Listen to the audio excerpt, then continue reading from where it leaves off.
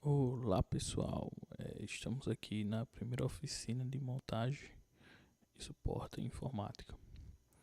Esta é uma oficina com um estilo mini curso ofertada pelo PTE através do projeto de mini cursos e oficinas.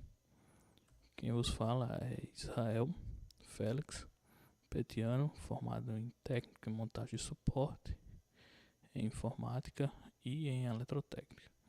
Atualmente curso Engenharia Elétrica, grupo ao qual fazemos parte. Esse projeto tem no intuito aprimorar os petianos e também todos os discentes de engenharia elétrica e a quem interessar com práticas básicas, vamos dizer assim, de montagem e suporte. A principal base para fazermos essa oficina será uma plataforma que eu mesmo desenvolvi durante o meu curso de montagem e suporte, que está hospedado atualmente no GitHub. A plataforma se chama Pocket Support, certo? O link vai estar na descrição lá. Você pode acessar através de israelfelix10.github.io/ps/index.html. Bom, a ideia deste site é, na verdade, dar algumas práticas de montagem e suporte. Temos aqui os principais problemas que dão na prática da informática do computador, mas o que nos interessa hoje aqui é esta aba de conceitos básicos. Vamos primeiro conhecer um pouco do que é um computador. Existem dispositivos de entrada e saída em um computador, certo? O computador basicamente é uma grande calculadora que faz operações matemáticas, entre outras coisas, e com o passar do tempo na história, principalmente ali com Steve Jobs, um dos primeiros a criar um personal computer, ou seja, sigla para PC, nós temos o início da era dos computadores pessoais, a qual já conhecemos a revolução que houve. Dentre isto, o computador em si é a máquina física feita por vários componentes e dispositivos que a gente chama de periféricos, seja eles de entrada e saída ou de entrada e saída. Podemos dizer basicamente que o monitor é um periférico de saída do computador. Então, é um dispositivo de saída cuja função é transmitir informação através de imagem. Temos também o que a gente chama de gabinete, né? Que é, na verdade, a caixa, chassi ou torre que é onde os componentes são inseridos. Aqui temos um pequeno exemplo de um gabinete e com o gabinete montado. Temos aqui, podemos ver nele a fonte, certo? Vemos aqui o local onde fica o processador, ou seja, o cérebro do computador, a placa de vídeo, o local onde, se não for integrada junto ao processador, será processado os dados de vídeos para ser enviado para o monitor. Temos aqui memórias, só que memórias do tipo RAM, né? Temos dois tipos de memória no computador. Temos as memórias do tipo ROM, do tipo RAM, e temos também os hard disk. Temos também as memórias flash, né? Agora principalmente hard disk ou HD é realmente um disco magnetizado que recebe essas informações. Ele é separado por blocos e as informações são processadas e depositadas ali via magnetismo. Essa tecnologia está ultrapassada porque qualquer queda e tal, ele era um dispositivo essencialmente mecânico.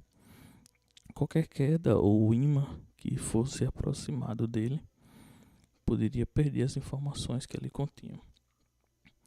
Temos também as memórias RAM, ou seja, memórias voláteis, que servem apenas quando estão sendo energizadas. Elas carregam arquivos temporários, são bem mais rápidas que essas memórias fixas, né? Que continuam com a informação, mesmo ela não estando energizada. E aqui temos a placa-mãe, né? Que a placa-mãe ela contém todos os componentes eletrônicos de circuitaria para conectar todos esses componentes e fazer a pleno funcionamento.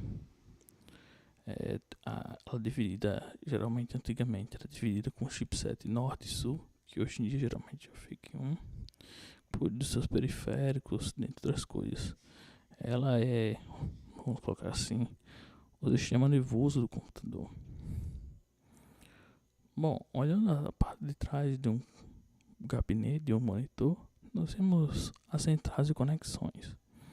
Temos primeiramente na fonte a entrada de energia, certo? Fase, neutro e o terra. O terra é essencialmente necessário, como sabemos, devido a danos que podem ocorrer devido à energia estática ou choque elétrico que pode ocorrer com o usuário. Alguns computadores também existem as entradas P2, que serve, no caso aqui, para fone de ouvido ou microfone. Alguns computadores, como notebooks, possuem já no mesmo conector este tipo de entrada. Temos também as portas USB. Existem várias gerações de USB, USB 2.0, 3.0. E isso implica no aumento da velocidade de transição de dados. A tecnologia USB, ela essencialmente é do tipo plug and play. O que isso significa? Que basta plugar um dispositivo periférico a um computador que ele irá funcionar por padrão, né? Às vezes é necessário algum drive, coisa outra, mas nada que como era nas portas seriais. Geralmente eram usadas em impressoras ou outros dispositivos externos que necessitavam de drives mais elaborados e tal. Temos aqui a porta Ethernet, o seu padrão principal é o RJ45, que atualmente está um pouco em desuso, né, para principalmente notebooks, mas porque a tecnologia Wi-Fi está dominando o mercado, mas ainda é muito importante nas comunicações. Temos as entradas VGA e atualmente existe também a do tipo HDMI, Thunderbolt, entre outras. Mas aqui, para efeito de exemplificação, temos a VGA, que é a mais comum, que é uma entrada de saída de monitor, famoso também em muitos projetores, entre outras coisas. Ela é bem parecida com a porta serial. Aqui temos o conector antigo, que era para teclado e mouse. Hoje os teclados e os mouses, em sua essência, vêm com o formato USB. E aqui temos uma porta paralela, que é na mesma ideia de uma porta serial. Serve para conectar hardwares específicos. Temos então aqui o slot de expansão, onde pode ser colocado uma placa de vídeo extra, uma placa wireless, uma placa Bluetooth, entre outras coisas. Bom, como eu falei anteriormente, existem periféricos de entrada e saída. Um dispositivo que pode ser classificado como periférico de entrada é o mouse, né?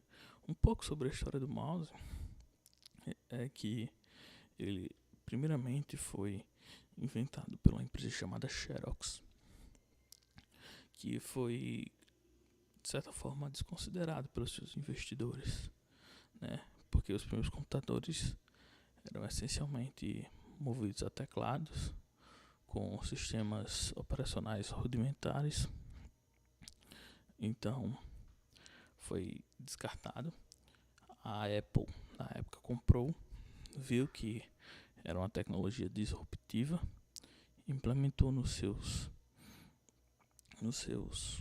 sistemas operacionais Mac OS e posteriormente foi adotado também pelo Windows, que até então se chamava MS-DOS. Esse tipo de tecnologia foi também disruptiva em sua época e nos mostra o poder da evolução. E aqui temos o famoso teclado, né? Ele existe de várias formas. O mouse, ele serve como esse ponteiro, né, que está na sua tela. O teclado, ele serve para digitar várias informações. Existem funções específicas que podem ser programadas dependendo do programa. Ou existem aquelas teclas clássicas de Caps Lock, que é colocar em caixa alta, Shift, né, Ctrl Alt. Temos o teclado mais famoso, né, é o chamado QWERTY, que vem das primeiras letras de um teclado, né, QWERT. Esse tipo de teclado foi feito em estudo ainda da época de máquinas de escrever e que se consolidou no mercado, né? Atualmente tentaram mudar várias vezes, mas sem sucesso. Essencialmente, cada língua possui seu teclado e para o padrão português Brasil existe a inclusão do C cedilha, coisa que não acontece, por exemplo, em um teclado da língua inglesa. E aqui temos mais de perto que a gente chamou de placa-mãe, que ela é a responsável por interligar os componentes, né, e tráfego de informações. Temos aqui é uma placa relativamente antiga, mas não temos muitas mudanças para as novas, né? Temos aqui um microprocessador, a entrada de slot. Essas entradas aqui são chamadas de slot, o slot do processador. Aqui onde fica a bateria do que a gente chama de CMOS, que é o tipo de memória a qual fica alocada a BIOS, ou seja, o programa base que controla justamente como se comportará essa placa-mãe, né? E aqui temos sockets de memória RAM, aqui do tipo PCI Express. PCI Express que serve tanto para rede como vídeo, entre outras coisas. Aqui debaixo ficaria o chipset dessa placa-mãe, né, que é responsável por gerenciar a ligação, né, dos periféricos entre um e outro. Aqui temos as entradas do tipo SATA, onde será incluída um leitor de CD DVD ou o HD mesmo, né? Existem SSDs que podem ser conectados aqui. Aqui temos a conexão de energia, que vemos que é de aproximadamente 24 pinos, né? Isso varia, geralmente de acordo com a tecnologia da placa-mãe. Algumas possuem um conector de energia aqui que é dedicado para alimentar o processador. Então isto varia um pouco de placa para placa. Temos as entradas, né? Aquela VGA de cima, o bicho de cima, a entrada de internet e as entradas USB. Logo aqui podemos ver também essa pequena parte. É o local onde é conectado aqueles botões que ficam na carcaça do gabinete, né, que acende a luz, indicando seu funcionamento, entre outras coisas. Aqui temos melhor explicado cada componente, né? O socket, as entradas, né? As memórias são de vários tipos: DDR3, DDR2, SDRAM. E isso varia muito de tecnologia. O que, como se identifica geralmente uma memória RAM, a sua época é de acordo com esses furos aqui. Geralmente um é mais passado que o outro. A de chamada DDR2 ele fica um pouco mais para cá. E o encaixe não seria perfeito, né? Slot D é uma mesma entrada SATA, seja para transferência de dados, só que descontinuado. Bom, como já comentamos, dispositivos de memória, né? Temos o velho HD, Hard Disk, que está sendo substituído pelo que a gente chama de SSD, Solid Disk, né? E ele tem essa entrada aqui que a gente chama de SATA, este tipo de entrada aqui. Os mais novos, principalmente SSD, vem com uma entrada que a gente chama de NVMe. Esse tipo de entrada ele oferece transmissões mais rápidas, né, com um dispositivo um pouco menor e maior confiabilidade. Vou falar um pouco sobre o processador, onde temos até mesmo uma matéria aqui no curso de engenharia elétrica dedicada a construir processadores, só que controladores, né?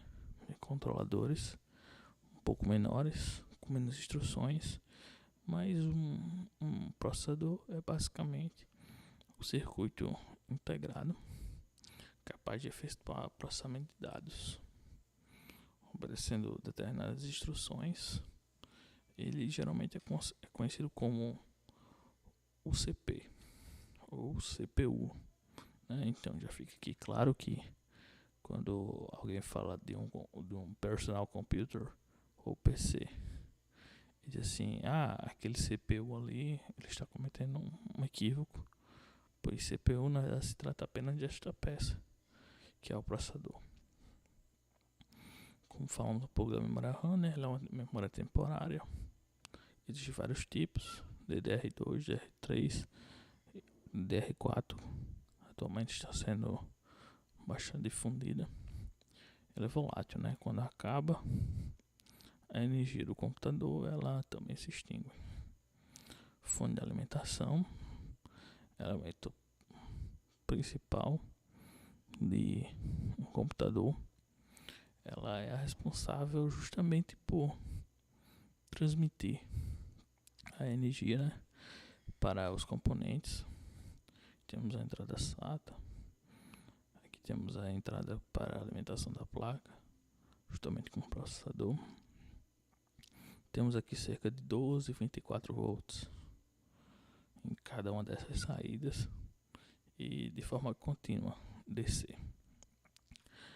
Esta aqui da imagem não apresenta, mas ela geralmente tem um chaveamento onde você pode conectá-la a 110 ou 230 volts, que é a tensão da nossa rede atualmente, né? Então tem que ter bastante cuidado quando for conectar, ligar, porque não é difícil você encontrar fontes queimadas devido à má ligação.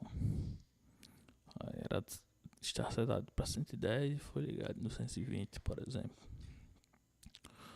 Outro componente chave, né, que muitas vezes não escutamos falar muito sobre ele, é o que a gente chama de cooler, de ventoinha.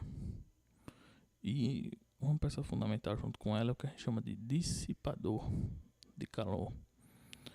É na verdade um sistema de arrefecimento, ou seja, resfriamento, que usa diversos hardwares eletrônicos e ele tem o objetivo de evitar a sobrecarga ou calor dos componentes ali envolvidos. Aqui temos o exemplo de um cooler, né, usado para não deixar um processador esquentar. O processador é uma entidade que eleva bastante sua temperatura. E quanto mais quente tiver, mais suscetível a erros, a problemas um dispositivo eletrônico está. Pois significa perca de energia, né? Basta lembrar lá da lei de Ohm e da lei de Ampère. Lei de Ampère, o gasto de joules. Então, se é energia não utilizada, útil, está sendo desperdiçada em forma de calor. E os componentes possuem um limite de operação para trabalhar em altas temperaturas. Então, o dissipador de calor é esta parte metálica com vários furinhos. Geralmente é feita de alumínio e fica em cima do processador. Esse aqui é o cooler, né? Que ele trabalha como uma espécie de exaustor, não como ventilador. Ele não joga calor, ele retira calor. Ou seja, ele faz o processo de sugar o ar quente e retirá-lo do gabinete do processador. Temos a bateria, né? Geralmente quando um computador apresenta problema de data, hora, não salva esse tipo de configuração, provavelmente essa bateria que está com problema. Então é um reparo relativamente fácil de se fazer. Ou se quiser também dar um certo tipo de reset no dispositivo, poderemos retirar essa bateria, tocar no botão de ligar várias vezes e ele meio que resetará, voltará ao normal, como veio de fábrica. Então aqui temos um pequeno resumo do que falamos, né? Aqui temos a placa-mãe, as entradas de vídeo, né? Por exemplo, aqui DVI, VGA. DVI vem um pouquinho depois do VGA, mas hoje a gente já utiliza HDMI para tudo isso. É tecnologia para alta transmissão de dados, né? Entrada de rede RJ45, bastante usada, mas com a advento do Wi-Fi, alguns computadores até começam a deixar de vir. USB, PS2, entrada PS2 para periféricos como mouse, teclado. Aqui temos o CPU, o cooler, cabo DE, que foi substituído pelo SATA, que está sendo substituído agora pelo NVMe. Temos aqui a RAM, o hard disk, placa de vídeo e alguns dispositivos precisam também de placa de som. Geralmente as placas já vêm embutido a placa de som, e a placa de vídeo vem dentro de um processador também. Vamos falar um pouco de alguns problemas que geralmente acontece, né? Por exemplo, o computador não ligou. É o que devemos fazer, né? A causa para um computador não ligar são as mais diversas. Alguns procedimentos básicos devem ser realizados, né? Como por exemplo, verificar se os cabos estão devidamente conectados, seu cabo de força está devidamente no seu lugar, se não está gerando vídeo porque o cabo está mal conectado, folgado. Por incrível que pareça, parece básico, mas muitas pessoas caem nisso. Ou às vezes não está circulando energia nenhuma. Então não é estranho em algumas, até mesmo fontes de computadores, ou então um estabilizador que esteja conectado, algo do tipo, está com o fusível aberto, né? Houve um surto de tensão e a proteção atuou. Então basta trocar o fusível também, né? E aqui temos um exemplo de troca de fusível.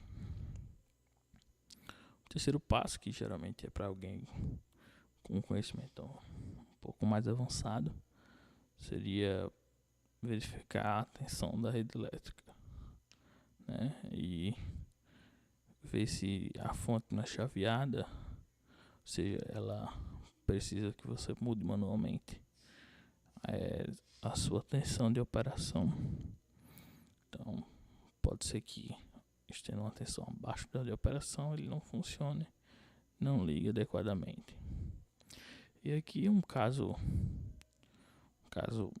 teste muito simples, que pode ser feito em qualquer fonte, que às vezes você resolveu tudo, mas a fonte mesmo assim não liga. Aparentemente não tem nada queimado. Geralmente é só mesmo a fonte ATX que parou, ou seja, aquela fonte que fica dentro do computador. Então uma maneira fácil de testar isso é a inserção de um jumper entre os conectores verde e preto daqueles 24 pinos que tem. Aqui temos um exemplo dos 24 pinos que tem na tomada. Então, se claramente desconectado a fonte da placa-mãe para não causar nenhum problema, então se retira, realiza-se esse jumper e se conecta a tomada novamente. Se o cooler que tem a fonte não for ativado, ele não estiver funcionando, então é necessário provavelmente efetuar a troca da fonte. E por último, temos uma das últimas tentativas, depois de verificar alguns outros componentes, mas como ele não está ligando, provavelmente é uma dessas coisas aqui, que é o botão Power, ou Power SW, como é descrito na conexão da placa-mãe. Então você, no caso, retira isso aqui e tenta fechar os contatos aqui com uma chave de fenda ou algo do tipo, para que ver se aqui essa peça não está com problema ou algo do tipo. Vamos ver outro defeito que pode acontecer aqui. Por exemplo, a emissão de bips. O computador, você liga e ele começa a dar vários bips, bip, bip, e a gente não sabe o que é. Então, vamos ver.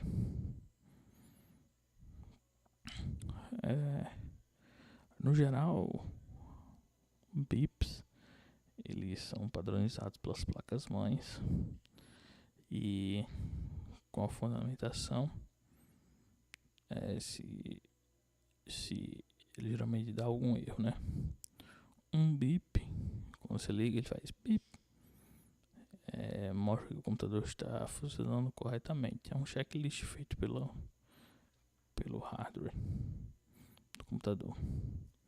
2 bips geralmente significam um problema relacionado à memória, né? Provavelmente aquela memória do tipo RAM, as verdes, elas geralmente ficam sujas, os seus slots. Então uma prática comum é retirá-las,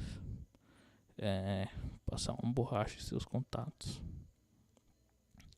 limpar e ver se está tudo ok. E após inserir novamente 3 a 4 bips, indica também problema relacionado à memória, né? Como eu disse, depende de placa-mãe para placa-mãe. 5 ou 6 apresenta problema com a própria placa-mãe, né? Então deve-se verificar a alimentação, os encaixes, o chip que está na placa, as configurações de jumper que algumas possuem, no caso as mais antigas, para ver se está tudo correto. 7 bips pode significar problema com o teclado, então é bom verificar. 8 indica problema com placa de vídeo, é bom verificar os encaixes, limpar os contatos, recolocar. Ou seja, isso aqui atrelado aos bips, geralmente não existe geração de vídeo, ou seja, imagem para o usuário. 9 bips é um problema com o chip da ROM, onde guarda a BIOS, né? É difícil trabalhar com essa ROM, geralmente ela é soldada na placa-mãe, ou um serviço especializado para a realização da troca, ou o dispositivo está assim, condenado, né? Existe bip curto, existe bip longo, bip, então bip. Então um bip curto é executado com sucesso, né? Caso o sistema seja iniciado normalmente e você não esteja ouvindo esse bip, é bom verificar se o speaker do dispositivo está funcionando corretamente. Um bip longo geralmente é algum circuito, né? Provavelmente a RAM também. Um bip longo, 2 bips curtos, ou um bip longo e 3 curtos é uma falha no vídeo, ou com a BIOS da placa de vídeo. Então é bom retirá-la, limpá-la, algo parecido feito com as memórias RAM. 2 bips curtos é uma falha geral, onde não foi possível iniciar o computador. É uma falha grave e em geral também pode ser relacionada aos módulos de memória da placa. 2 bips longos, erro de paridade. 3, ou seja, na memória RAM, né, é necessário verificar se a frequência que ela opera é a devida que é usada na placa, se as duas memórias ali trabalham na mesma frequência. Esse é um ponto importante a se verificar. 3 bips longos é uma falha na memória RAM também, só que mais específico. 4 longos é um timer operacional. 5 bips é um erro no processador. 6 bips é uma falha no gate. 7 bips processador também ocorre o erro. 8 bits um erro na placa de vídeo. 9 bips erro na memória ROM. 10 bips pode ser uma falha no CMOS, novamente um problema muito grave. 11 bips também é um erro com a memória, só que dessa vez a memória cache. Memórias cache geralmente ficam dentro do processador ou da BIOS, né? Aqui temos alguns conceitos básicos, né? Como memória cache. Basicamente, o termo cache pode ser compreendido como uma área de armazenamento onde dados ou processos frequentemente utilizados são guardados para um acesso futuro mais rápido, poupando tempo e uso necessário do hardware, seja de RAM ou da memória física, que são mais lentos. Na hierarquia, o cache é bem mais rápido do que a RAM e do que a memória sólida, né? O SSD ou HD. Mas também ela é mais cara e de menor armazenamento. Vamos verificar aqui. E temos aqui alguns outros erros, se vocês quiserem consultar, eu recomendo. Mas para a aula de hoje aqui, eu esperei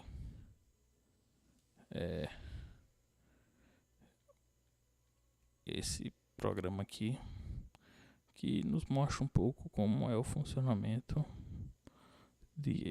para montar um micro, né? É um programa da Cisco, IT Essential Virtual Desktop, e a missão dele é mostrar um pouco como é a montagem de um computador, certo? Então vamos montar aqui um computador. Inserir uma placa, uma fonte de alimentação, certo? Que a gente pode tirar, tá? Inserir da forma correta. Pronto, agora vamos colocar os parafusos. Pronto. Então a fonte foi inserida com sucesso no gabinete. Agora vamos para a placa-mãe. Na placa-mãe podemos inserir as memórias RAM, CPU e outras coisas. Então vamos inserir a memória RAM. Verificamos o lado, né? Porque essas entradas aqui geralmente são diferentes. E ó, inserimos. Devemos geralmente fechar os contatos para evitar qualquer problema. Então, fechando os contatos da memória RAM aqui, ó. Fechou. Vamos colocar um segundo slot de memória RAM. Ó, mesmo esquema. A gente tem que achar a posição correta para colocar a memória RAM. Essa aqui, ó, eu acho que ela é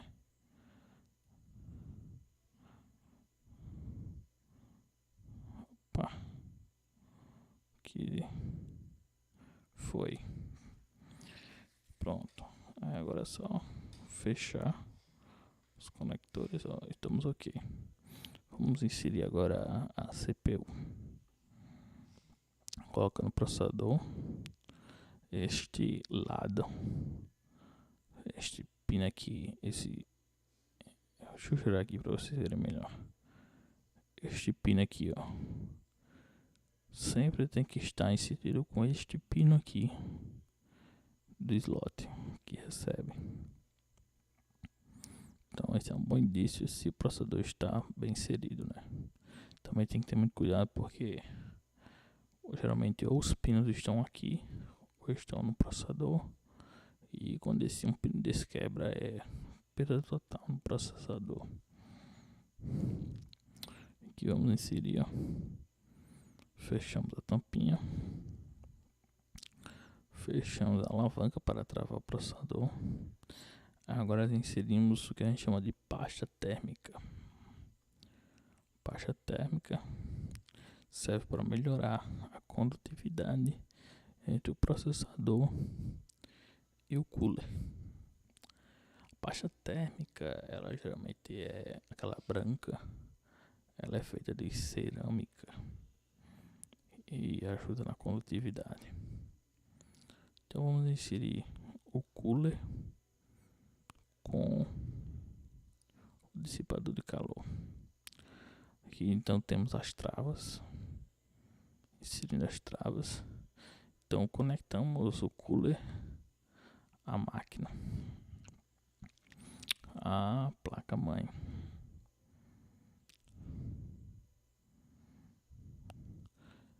Este fã aqui é controlado justamente pela placa-mãe, né? Então possui os fios de alimentação e os fios de controle para ele não ficar operando 100% todo o tempo, até porque em alguns casos é até bastante barulhento. Então, inserindo, próximo passo, instalamos a placa-mãe no gabinete. Então vamos instalando.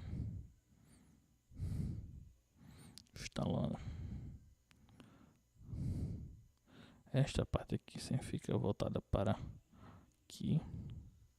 E aqui, ó, nós vemos aqui naquela parte de trás os slots que possam inserir algumas placas externas, como de vídeo, de áudio, entre outras. Vamos instalar.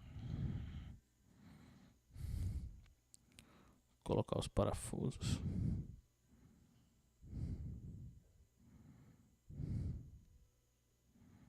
Ok. Pronto. Vamos inserir agora placas de expansão.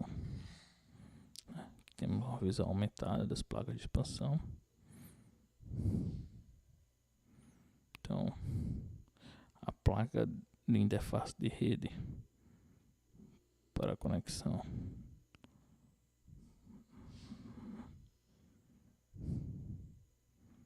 Ela, para ficar fixa, colocamos um parafuso.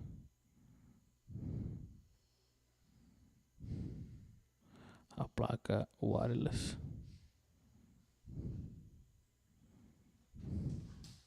com seu parafuso também.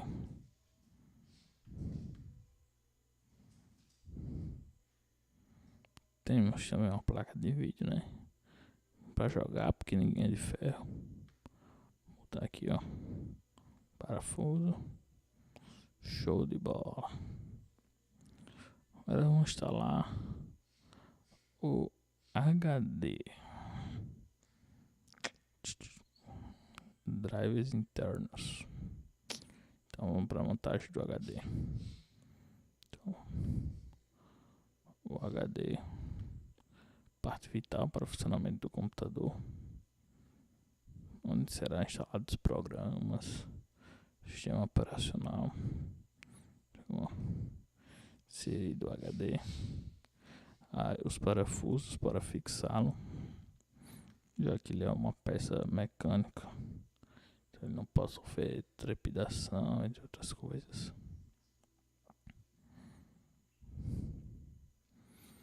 Vamos agora para os drives de CD, DVD, utilizados antigamente. Então, inserindo aqui, ó, colocamos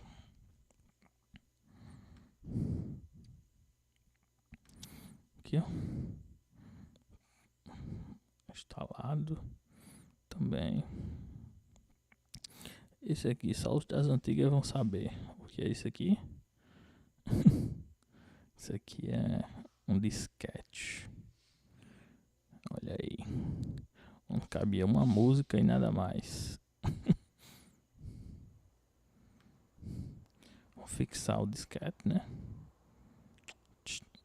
Fixado. Agora vamos fazer a montagem dos cabos. Vocês saberem, montar cabos é quase que uma arte. Temos vários computadores bonitos montados por várias pessoas aí. Temos até uma matéria no curso de engenharia elétrica chamada cabeamento estruturado. Só que esse aí é voltado para redes, viu, pessoal?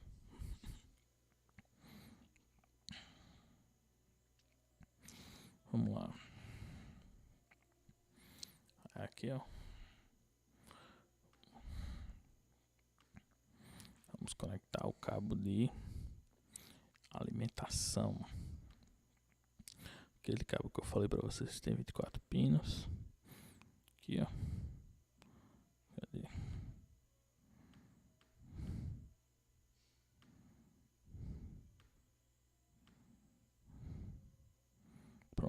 Geralmente ele vem às vezes dividido, né? Alguns você coloca aqui, mais 4, para alimentar o processador. Ou ele vem assim também, separado. Ó, esse aqui, ó. Vai justamente separado. Você verifica aqui as conexões, se elas são compatíveis. Caso aqui a gente vai ter que girar. Aí, ó, compatível agora. E instalar. Vamos agora instalar a alimentação do drive de DVD. Agora a alimentação do disquete. Girando aqui, ó. Pronto, essas partezinhas aqui, ó, vão se encaixar aqui. Pronto. E aqui, ó, instalação do SATA do HD, a parte de alimentação. Aqui temos um cooler externo que ele será conectado justamente para não evitar sobrecarga, né? Então o ar expelido por aqui e ele sai por aqui através do exaustor. Conectar o cabo SATA.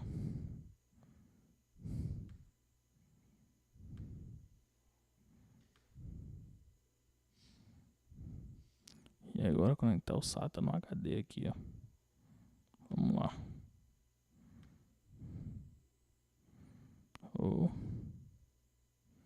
Aqui, ó. Vocês podem verificar que tem essa rebarba aqui, ó. Tem que encaixar justamente aqui. Vamos ver se a gente consegue aqui.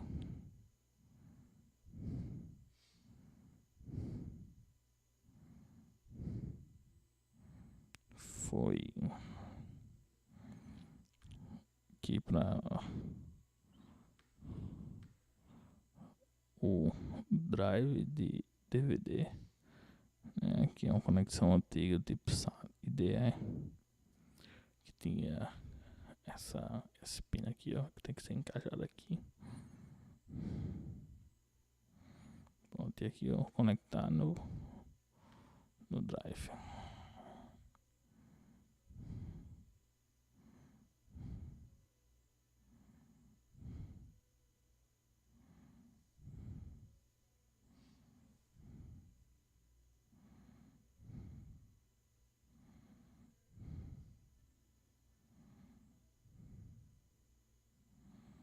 Olha aí.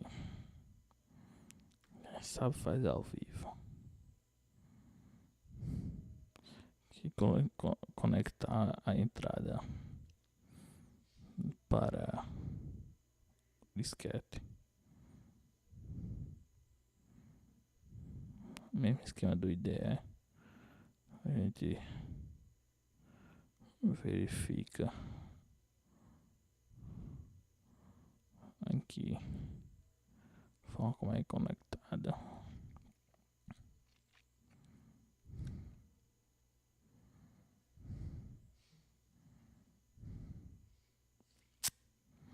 Pronto. Agora vamos conectar os cabos externos.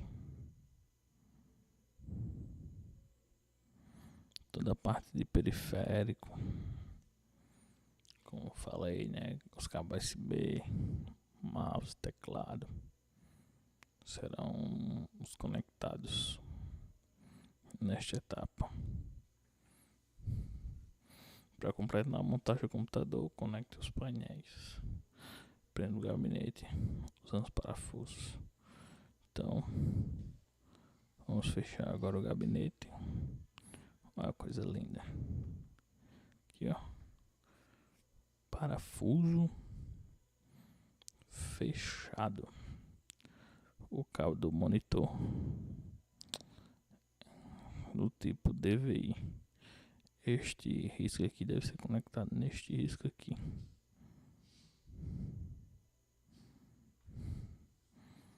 Girado e fixado. Vamos agora instalar o teclado. Olha, é um teclado básico, né? Instalando o teclado. Olha aí. Este risco deve ser encaixado aqui. Geralmente a cor é também roxa, a cor que é inserida, né? E aqui o mouse.